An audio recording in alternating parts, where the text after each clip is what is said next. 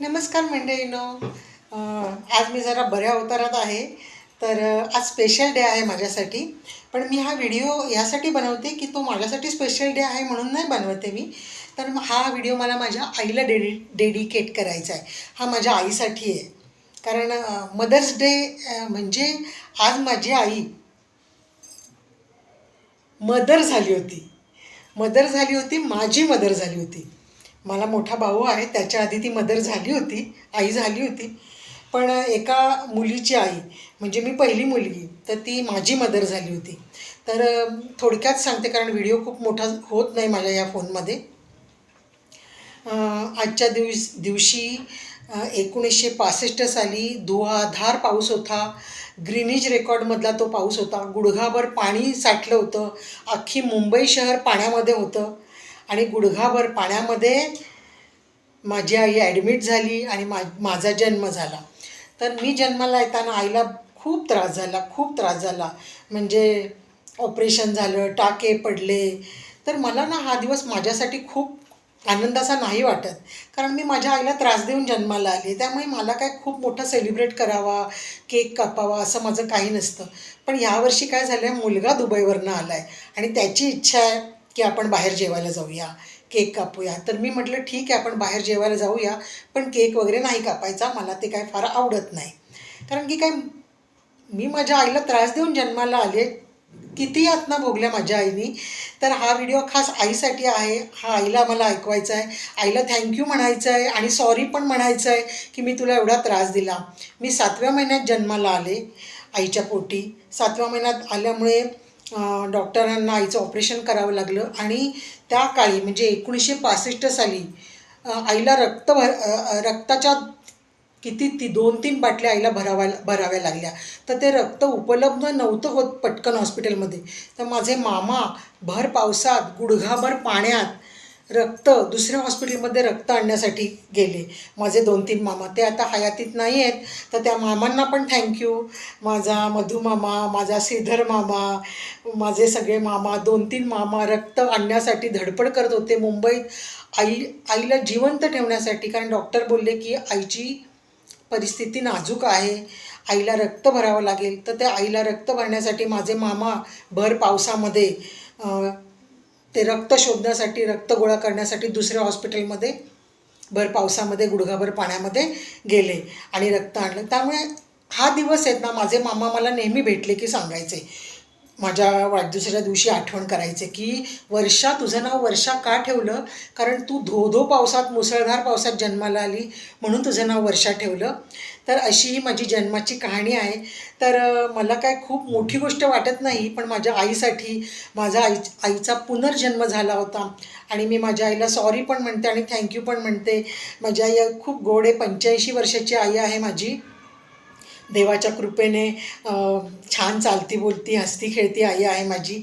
बारीकशी सडपातळ, तेव्हा जशी होती माझ्या जन्माच्या वेळेला तशीच आहे ती अजून आत्ताही. मी मात्र एवढीशी होती. आई म्हणतात विधभर, एवढीशी होती. तर आंघोळ घालायला घेतलं ना की पायाच्या मधल्या गॅपमधनं खाली पडायची. म्हणजे एवढी भीती, त्या पायाच्या मधल्या गॅपमधनं घसरायची. ती एवढीशी मी, माझ्या आईवडिलांनी मला एवढी मोठी केली. आता 75 किलो वजन आहे माझं. तर मी मात्र वाढत गेले, पण माझी आई आहे तशी आहे, सडपातळ. तेव्हाही ती 40 किलोची होती, आजही ती तेवढीच आहे. तर हा मी भरभर माझ्या जन्माची कहाणी सांगितली आणि हा व्हिडिओ मी माझ्या आईला पाठवणार आहे. तर आई थँक्यू व्हेरी मच. आईचा सकाळीच फोन आला होता हॅपी बर्थडे म्हणून. गेल्या वर्षी आम्ही सगळे एकत्र होतो, मी, आई, बहीण वगैरे. पण यावर्षी काही कारणामुळे आम्हाला एकत्र नाही येता आलं. एकतर पाऊस खूप होता मुंबईत, पुण्यात, आणि ही पावसाची खूप भीती वाटते की अचानक येणारा पाऊस. त्यात 15 जुलै म्हटल्यावर सगळे धास्तावतातच, नको 15 जुलैला खूप पाऊस पडतो. 1965 सालचा पाऊस त्यांना आठवतो आणि भर पावसात जन्माला आलेली म्हणून माझं नाव माझ्या आजीनी वर्षा ठेवलं. तर अशी ही माझी जन्माची कहाणी आहे. तर आज माझा जन्मदिवस आहे. तर आज आज आईचा दिवस आहे. त्यामुळे मी हा व्हिडिओ बनवला आनंदाने. तर हा व्हिडिओ माझ्या आईसाठी आहे. परत एकदा आई, तू आईला एक प्रकारे हॅपी मदर्स डे. तर आईने खूप छान सांभाळलं, लहानाचं मोठं केलं.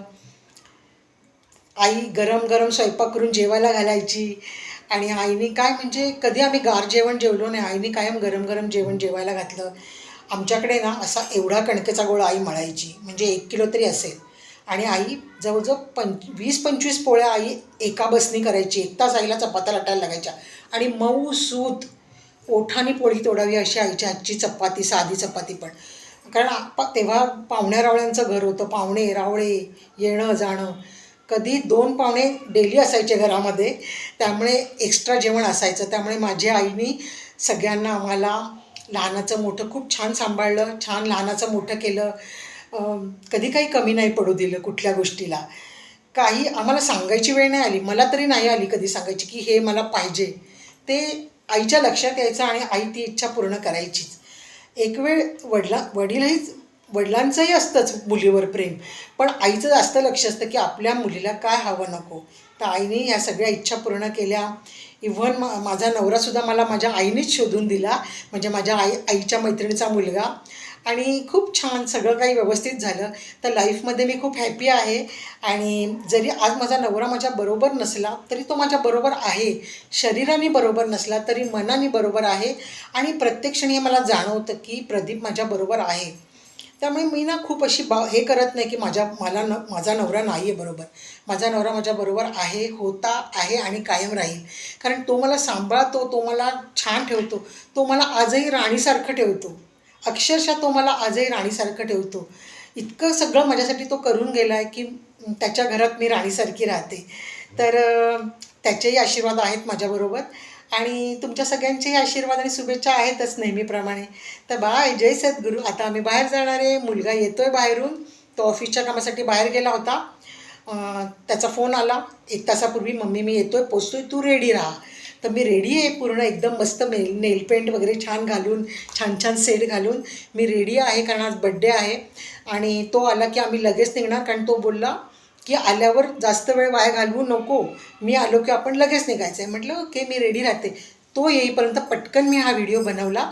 म्हटलं आत्ता मला अचानक इच्छा झाली, म्हटलं आपण व्हिडिओ बनवावं मस्तपैकी एक आपल्या वाढदिवसाचा. तर म्हणजे बाय, जय सद्गुरू. ठेवते व्हिडिओ. आणि आता आम्ही मस्त बाहेर जाणार आहे. तिकडे बाहेर गेल्यानंतर हॉटेलमध्ये गेल्यावर एक छोटासा व्हिडिओ तर करीनच. तोपर्यंत हा व्हिडिओ पाहत राहा आणि एन्जॉय करा. बाय, जय सद्गुरू.